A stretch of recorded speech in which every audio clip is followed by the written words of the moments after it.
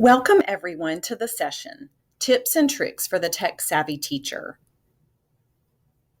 You'll hear many different tips and tricks for efficiency, for productivity, and creativity in this session.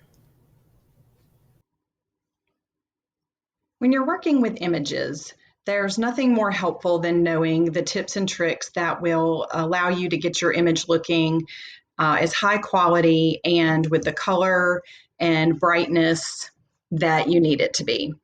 So depending on where you're going to place your image, you'll want to know how to save it is a certain file type.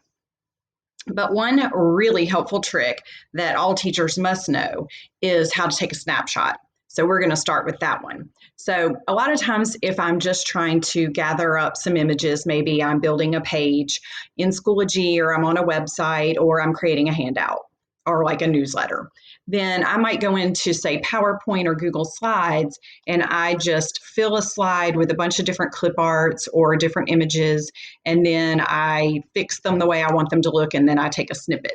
So we're going to kind of start with the end of that process. So the first one is in the upper left side of my slide, you can see I have a picture of like a Chromebook with a nice big Chrome symbol. And so let's just say I've finished this one up and I'm ready to take a snippet. And the reason I want to do that is because I want it to be its own JPEG or PNG file so that I can paste it onto whatever other document I want, including you could put it on a website. So the quickest way to do that is to open up your snipping tool. And on a Windows machine, you can just click in the address bar at the bottom and start typing it in, and you'll see it come up. And when you click New, it'll cause your screen to go gray, and you get what's called the crosshairs. And we can scoot this out of the way a little bit.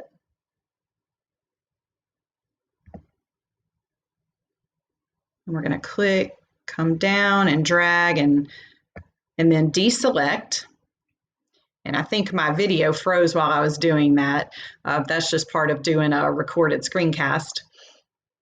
So now I have my image all by itself, and it is ready for me to either annotate, highlight. I can send it straight from here, and most of the time I just prefer to save it. So I'm going to save my snip, and I'll just name it Chromebook and put it into my little pictures file. Now here at this point, I need to look and see what type is it saving as. And so you can see it saving as a JPEG. Well, I've got a couple other options, including saving it as a PNG, which is a portable graphic file. So depending on where I plan to put this image, I might just want to go ahead and save it as a PNG file. And don't hesitate to come back to the screen. Like once you save it as a PNG, you can also save it as a JPEG or a GIF. And that way you have it saved in multiple file formats. So that is hopefully a little helpful tip for trick number one. I also wanted to mention that you can do this on a Chromebook. The keystrokes that you need to use are actually on the keyboard. And so if you're using a Chromebook, you would hold down Control-Shift and what's called the Show All Windows key, which is basically in the F5 spot on the keyboard. So if you go over, like if you were to click on F5, which is not part of a Chromebook keyboard, the function keys, but that's the Show All Windows. And so if you do that, hold down Control-Shift, press that button, you'll get the crosshairs and be able to draw out the section of the screen you want to snip. You can use your keyboard on a Windows machine as well by clicking or pressing on the Windows key, hold down Shift, and then press the S. And that will also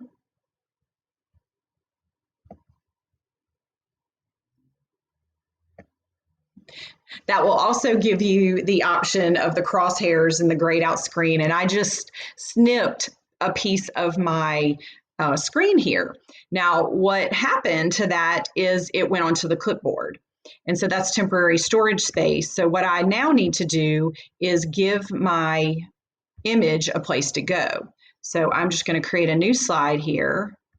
And I like to, if I'm going to do this, I like to change the layout to blank. Just take out all the other stuff. And so I'm just going to hit Control V. And now you can see what I snipped out of that first slide. So this is just an option for, I use this all the time, but if you're about to use the image immediately, then you can just use that keystroke and paste it somewhere. And like I said, I use Control V to do that. Okay, so let's look at how you can quickly, and this is going to be from PowerPoint, which you probably noticed I'm working in PowerPoint right now. We will look at how to just take the whole slide and create a JPEG from it, which would make it an image easy to paste or post onto another document. So here I've created, maybe I'm creating a slide or an image that I want to be my banner or my homepage of my Schoology site. So if I've just created, and I'd probably add a few more things to this, but once I'm finished, I can take my whole slide and make it into a JPEG. And that is as easy as going to File, Save As. You have to select a location to save it. And then when you're here in the Save window, you'll want to pull down where it says PowerPoint presentation. Now, of course, if you're in PowerPoint, you do want to save the whole presentation. But what we're trying to do is just save our slide as either a JPEG or a PNG. So I'm going to go ahead and save it as a JPEG. And when I click save, I actually get the option to save just this one slide or the whole thing.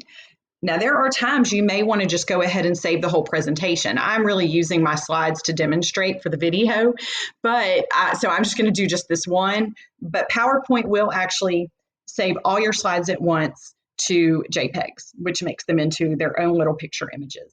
So just like that, it's saved. Now, where do I go to find it? Well, you'd have to go to your files and locate the name of the presentation, which this one is called Welcome to 4th Grade.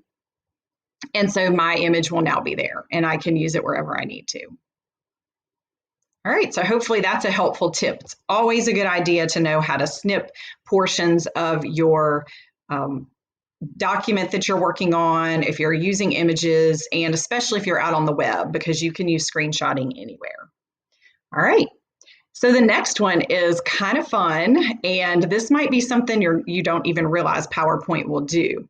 And there is a website that will also allow you to remove backgrounds. So that's what we're going to do. We're going to pull an image and make it look like we want. And so I'm going to show you that quick trick here. So which one do you think looks better? This is just the docs icon, and you might want to use that if, say, you're putting together a handout or something like that. So we have this one where I've taken the icon and removed anything in the background, and then I have put it on what might look like a button. And that is just an object that I've shaped and colored the background of, or filled it so that my icon stands out. This slide, or this image, has the white background from my snip that stayed in place. So you can remove that quickly by doing one of two things. You could upload it to a site like remove.bg, which that is helpful to know about because that's a web-based way to do it if you don't happen to have PowerPoint, because PowerPoint is a Microsoft paid product.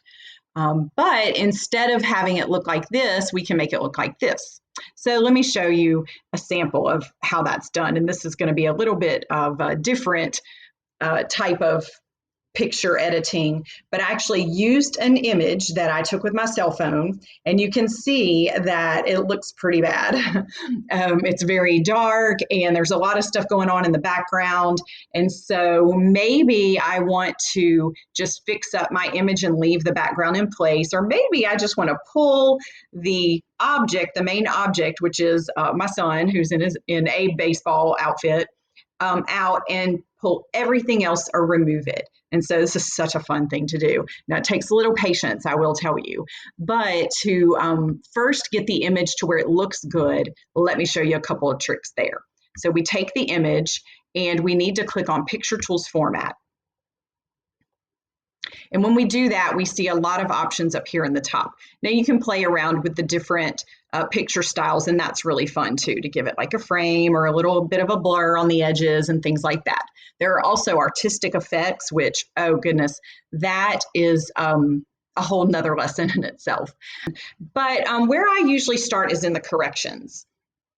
And the reason I wanted to do that is because this picture is so dark and it really just needs to be brightened up.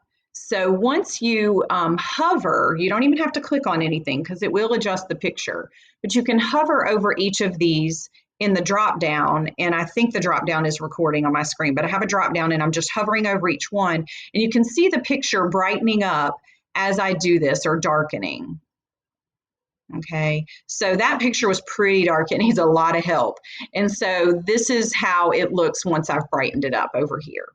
So that's all I did to it as far as the color goes. The other thing I did is I cropped it. And so if you double click a picture and then you get your crop button, that will allow you to use these handles to pull in the edges and get it into the shape that you want. So let's just say I really just want a waist up picture. And then once I click off of it, you can see that the image adjusts.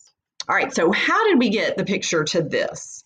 Well, I'm going to show you with just a couple of clicks because really it is a lengthy process. So you can see here that I've saved these, and actually in PowerPoint you do want to occasionally save. So let me pause for a second and do that. When I finished my picture, I had done several keep these and discard these. And that is done here where it says remove background. And again, this is on the ribbon in PowerPoint. So once I choose to do that, you can see that it pulls my whole image back onto the screen and it shows me where I have cropped it. So that's just in case you want to pull back in any pieces or undo your cropping. Now, what happened when I saved my last removals was it kept part of the wood floor in between the legs. So this is a good place for me to also point out that you might want to increase the zoom when you're doing these because it is a very intricate process. But you can see that I worked on every segment and removing where it's kind of purpley. That's where I've removed those objects. Now, PowerPoint will help you. It will try to remove a lot. But if it removes something you don't want, then you'd want to say, I want to mark areas to keep. Now, I'm at a point where I just need to mark a few areas to remove. So I'm going to click that button, and you have to be really careful because you want to place the point or the tip of this little pin into that section and give it a little time. So don't tap around too quickly or it'll be a little messier than what you'd like. So you can see that I gave it a few seconds and that area became purple. So because I'm at the end of my process, I'm going to go ahead and say keep changes, and I can actually see one more little place where part of the molding is still between the legs. So if I'm being super particular here, I would want to go in and take a look and see if I can just remove that one section. So I'm going to go again. I just zoomed in. I'm going to say remove background and let it become purple. And then I have to carefully, let me say mark areas to remove. Okay. Then I have to very carefully try to click in between there and see if I can just get that purple, that area to turn purple without messing with anything else. All right, let me try that. We'll say keep changes. Oh, we've still got a little bit left. I said it was tricky. It's tricky, and it takes a lot of patience to do this. But you know, some of you know, if you work with graphics a lot, you know that you like to have them as high quality and good looking as possible. All right, let me keep changing this. Oh, there we go. We got it. All right, so I'm going to save my PowerPoint there. And again, remember that I can now take this and save it as a JPEG, and it won't have any background. So that's kind of cool. I can right click and say save picture as. In this case, I'm not going to actually do a snippet. I just want to save it, and I'm going to say, yep, I'll go ahead and save it as a PNG and click save. And now I can use that wherever I want.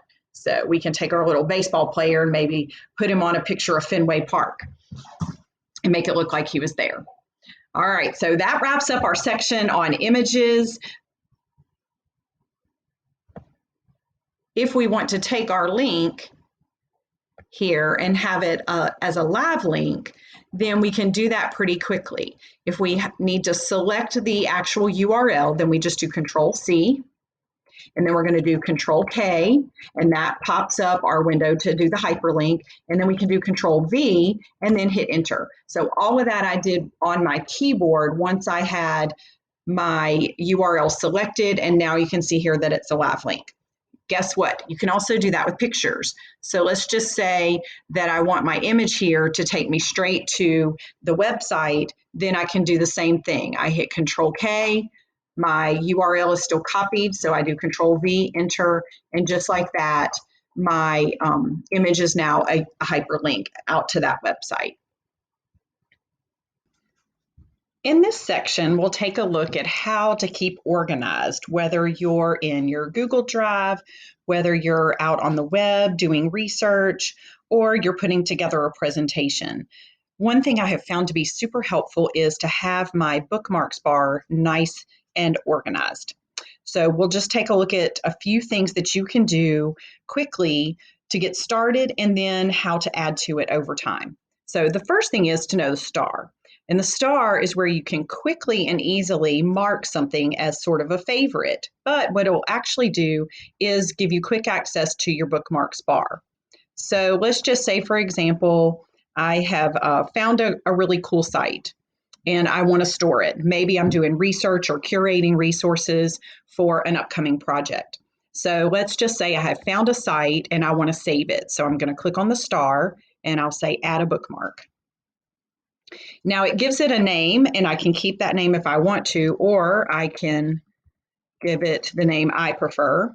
And then the trick here is to make sure you get it in the folder where you want it to go. So you can see here that I have created some folders, and so I'm very quickly going to say, I want to put this in my tech resources folder. And then I click done.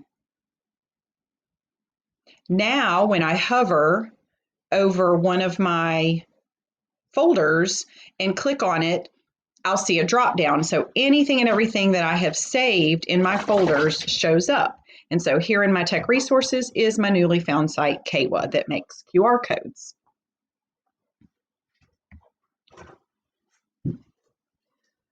Also, let's just say that you found a website and you want to save it, but you don't have a folder yet created. I'm going to do the same thing where I click on the star, but this time when I say add bookmark, I'm going to click on more. Now I'm in my area where I can edit bookmarks and I can create a new folder. Now I could have done that from before, but I wanted you to see here that you can both rename, you can do a little more from this screen. And I can say, and this is where you have to be careful, on my bookmarks bar, I want a new folder that says graphic design. So that's going to be the name of my new folder. And then I click off, and that is where I want it to go. So I make sure it's highlighted and I say save. Now what's happened is I have so many folders across that they don't all show up. So I can click here and see my hidden bookmarks, and there it is. Notice also I can click here and say other bookmarks and see, oh, you know what? I have a folder that I didn't exactly name right. So let me go. I'm going to right click or two finger tap on other bookmarks and open my bookmark manager up fully. So this is where you can really get super organized to start with. Make yourself all the folders that you'd like to have. If you didn't exactly name one right, like I obviously did not do that here, then we'll click on the three dots and say rename. And so now I'm basically renaming my, my folder under other bookmarks so that I can now store things in there.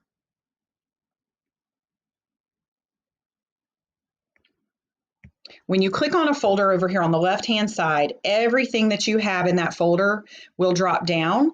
So maybe you have some folders that have been there for a while and you want to delete some of the things in there. So you can come in here and click on the three dots and delete or edit or just open them up straight from this screen. And then notice over here on the right-hand side, you also have 3 dots. So a lot of sites nowadays have a plus sign, but this is where you can actually add a new bookmark or add new folders. You can also import and export your bookmarks to other accounts. So that is a quick and easy look at how to get organized in your Chrome bookmark bar.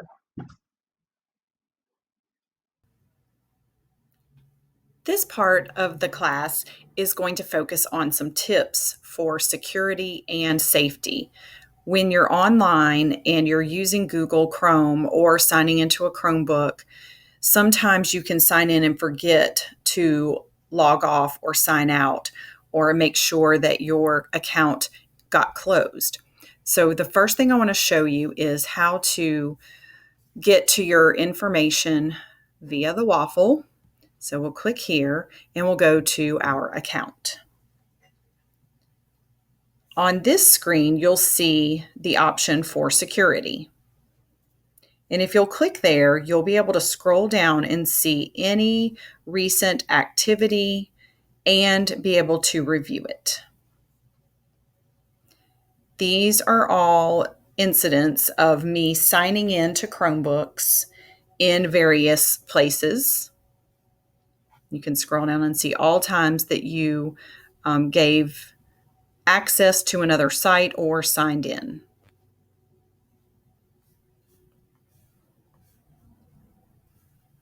You also can scroll down till you get to the window that says your devices. And when you click Manage Devices, that will open up a window that shows you anywhere you're signed in. Now, what I love about this tip is that you can click on the 3 dots and sign yourself out from wherever you are. So even if you're signed in another location, another city or state, you can come in here and sign yourself out of any device that you may have left yourself signed into, just with those couple of quick steps. So that is one of the best security tips that I could think of to share. The next place I'm going to go is to the settings, and you can quickly get to your settings by clicking on the 3 dots and going to settings. So here we are, and what I wanted to show you on this page is, first of all, when you're on You and Google, you can quickly get back over to the area where we just were by clicking on this icon here for managing your Google account. So you can get to it from here or the waffle. Okay, this is the tip though. If you've ever been frustrated by the autofill, and it can be super convenient when a cell fills in with your information and that's what you wanted, but when it's not what you wanted, or you feel like it is autofilling, say, credit card information or other personal details, then you can come into your autofill area in settings and open each of these up and check for any sites that maybe you've stored passwords or Google has stored your passwords and you don't want it to. And I'm not going to click on any of these, but you can also view the password that it has stored. So you might be wondering, well, how do I tell it to forget this one? And you do that here under the 3 dots and you can just say remove. And if the password is an old one, if maybe you've changed it recently and this didn't update, you can also edit the password. So that's just a helpful tip on autofilling. And you probably noticed this as well, but you can also go here and check any sites where you have stored credit card information. So this is my school account. I have not gotten any credit cards stored, but that is where you would do it. You can also take a look under privacy and security and adjust any settings that you need to if you want to lock down cookies or you need to quickly clear your cache or your browsing history. You can also do that in this area. So getting familiar with the settings on your device in Chrome or on a Chromebook is going to be super helpful in keeping you safe and secure online.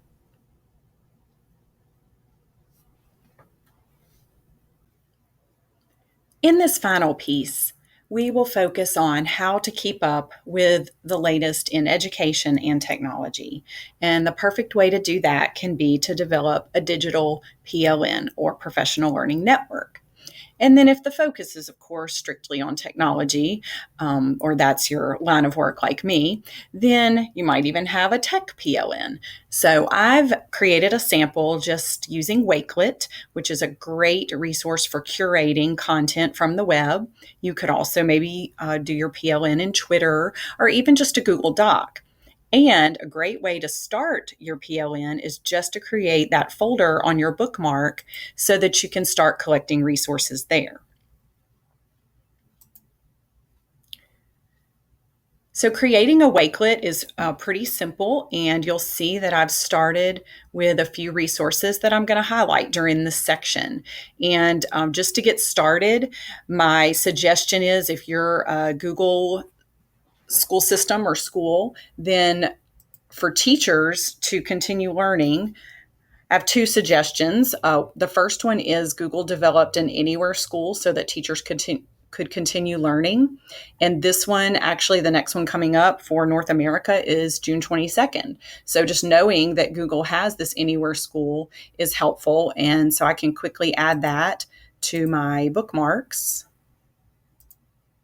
just like that. So anytime you're out on the web and you're looking for resources, just remember about your bookmarks. And then also another helpful place to know about is the Teacher Center. And the Teacher Center is full of courses that teachers can go through. If a teacher wants to get educator certification for Google level 1 or 2, and even trainer, then this is where you go to get prepared for that. Also, Google's resources extend beyond just learning how to use their products. They have many categories just for teachers. So that's the Teacher Center. And I'm going to make sure I have that in my Tech PLN. There we go. Just bookmarked that one. And then I wanted to highlight another site. This became one of my favorites a long time ago, and this is called GCF Learn Free. The topics, again, extend way beyond technology, but if you'll scroll through the list of all topics, I feel certain you will find a place that fits your needs. Now, because I'm in technology, I can come over here to topics and determine which area I want to go. So I'll just say, yes, I want to go ahead and take a look at Google Docs. These are tutorials. They have YouTube playlists to go along with them. And they basically follow a series of steps, allowing the teacher to learn. Students can also use a site like GCF Learn Free, and the goal of the corporation that hosts this site is to keep it free forever. So always helpful to know about free resources. Many of you have probably heard of Edutopia.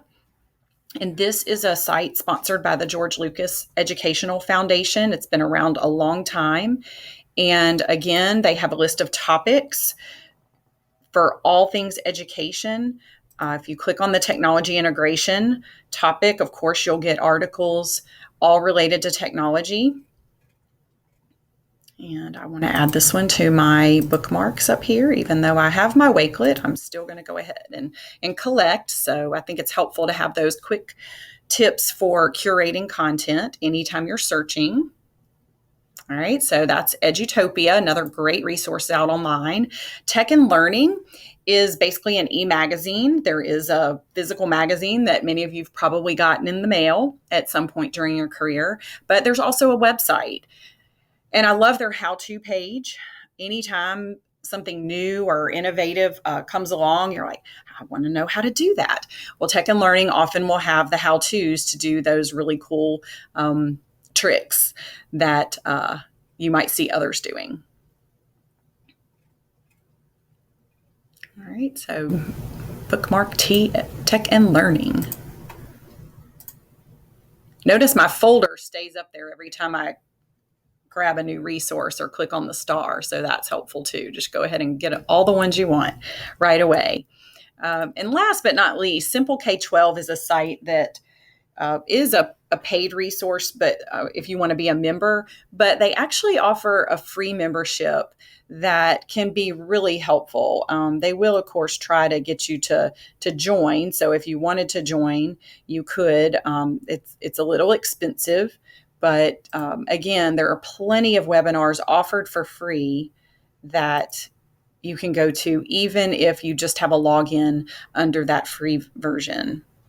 So if you click on their upcoming webinars, you'll see in the corner what is free. And then if any of them are paid, it will say that as well.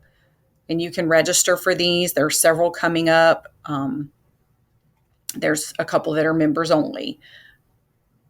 But if you scroll through the list, you'll find something, I'm sure, that will fit your needs. And oftentimes these are a half hour to an hour long. And there is also an archive of recorded sessions that you can access to see ones that have been provided in the past. So that is simpleK12.com. Right, so nothing better than to have that curated collection of resources for your professional learning network ready to go, easy to access anytime you just need that extra push to try something fresh and new, or just to get inspiration from the latest out on the web. And thank you for joining me for tips and tricks for the tech-savvy teacher.